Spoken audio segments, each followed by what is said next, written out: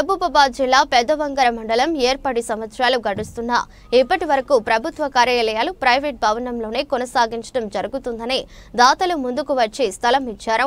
భవనాలు నిర్మించుటకు మన ప్రభుత్వం కృషి చేయాలని ఎమ్మెల్యే మామిడాల యశస్విని రెడ్డి అసెంబ్లీ సమావేశంలో వివరించారు.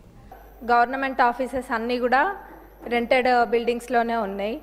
దీనికి ఒక దాతలు ముందుకొచ్చి స్థలం ఇవ్వడం కూడా జరిగింది.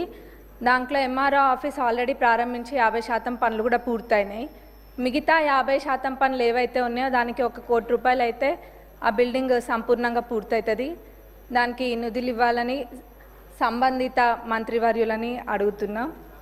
అట్లనే అదే స్థలంలో ఎంపీడీఓ ఆఫీస్ నిర్మించడానికి కూడా ప్లేస్ ఉంది కాబట్టి దానికి కూడా శాంక్షన్ ఇవ్వాలి, ఆ నిధులు కూడా ఇవ్వాలి. అక్కడ పోలీస్ స్టేషన్కి కూడా స్థలం లేదు.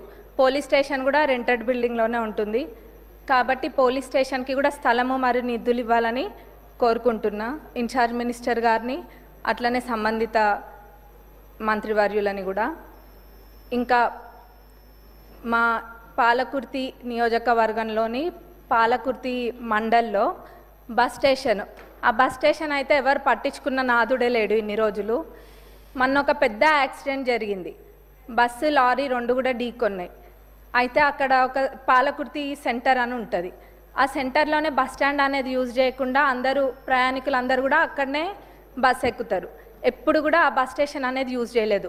మన ప్రజాప్రభుత్వం అధికారంలోకి వచ్చినాక అక్కడికి వెళ్ళి అదంతా క్లీన్ చేయించి ఇక్కడ లేదు బస్ స్టేషన్ ఇక్కడనే వాడాలి, రోడ్ పైన ఉంటే ప్రమాదాలు జరుగుతాయని చెప్పి అక్కడ దాన్ని ఏదో అట్లా నడిపిస్తున్నాము. కానీ అక్కడ డెవలప్మెంట్ అనేది చాలా అవసరం. అది అస్సలు కూడా పరిస్థితి బాగాలేదు, శిథిలావస్థలో ఉన్నట్టుగా ఉంది.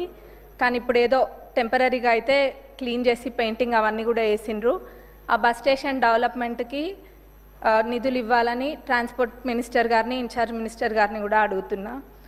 అట్లనే అన్నిటికన్నా ముఖ్యంగా మా పాలకుర్తి నియోజకవర్గ ప్రజల చిరకాలపు కోరిక దేవాదుల కింద ఉన్న ఫేజ్ 3 ప్యాకేజ్ 6లోని పాలకుర్తి మరియు చెన్నూరు రిజర్వాయర్లది.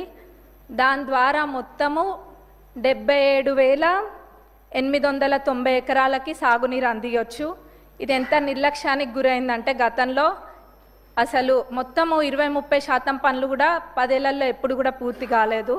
నేను గతంలో కూడా అడిగితే మన ఇరిగేషన్ మినిస్టర్ గారు సానుకూలంగా స్పందించి రివైజ్డ్ ఎస్టిమేట్ వేపిస్తే మొత్తం ఒక 1015 కోట్ల దాకా రివైజ్డ్ ఎస్టిమేట్ కూడా వచ్చింది.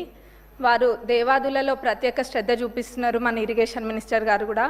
ఎందుకంటే తక్కువ దాంతో ఎక్కువ ఆయకట్టుకి నీళ్ళు వస్తాయని చెప్పి ప్రభుత్వం వచ్చినాక, మన ప్రజాప్రభుత్వం అధికారంలోకి వచ్చినాక అదే చేస్తున్నారు. ఎక్కడైనా కానీ తక్కువ ఖర్చుతోటి ఎక్కువ ఆయకట్టు ఎక్కువ వస్తుందో అట్లాంటి ప్రాజెక్టుల పైన దృష్టి పెట్టడం జరిగింది.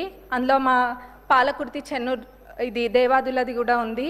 కాబట్టి దీనికి నిధులు కేటాయించాలని మన ఉప ముఖ్యమంత్రి వర్యులని, ముఖ్యమంత్రి గారిని, ఇన్ఛార్జ్ మినిస్టర్ గారిని, ఇరిగేషన్ మినిస్టర్ గారిని కూడా కోరుకుంటున్నాం. ఎందుకంటే ఇది మా ప్రజలు ఎప్పటి నుంచో కోరుకుంటున్నారు, ఎప్పుడు కూడా అది పడవబడే ఉంది. కాబట్టి ఇది చేయడం వల్ల చాలా మటుకు రైతులకి మేలు చేకూరుతుంది మా ప్రాంతంలో. అందులో ఎక్కువ శాతం అంటే 45,000 ఎకరాలు, ఆ 77,000 ఏదైతే ఉందో అందులో 45,000 ఎకరాలు మా నియోజకవర్గానికి సంబంధించే ఉంది. 45,000 ఎకరాలు. అట్లనే తుంగతుర్తిలో 13,277 ఎకరాలు, స్టేషన్ గన్పూర్లో 9,378 ఎకర్స్కి, అట్లనే వర్ధన్నపేటలో 10,180 ఎకరాలకు కూడా దీని ద్వారా సాగునీరు అందుతుంది. ఇది చాలా ఇంపార్టెంట్ ప్రాజెక్ట్ కాబట్టి దీనికి నిధులు కేటాయించాలని కోరుకుంటున్నాను. ధన్యవాదాలు.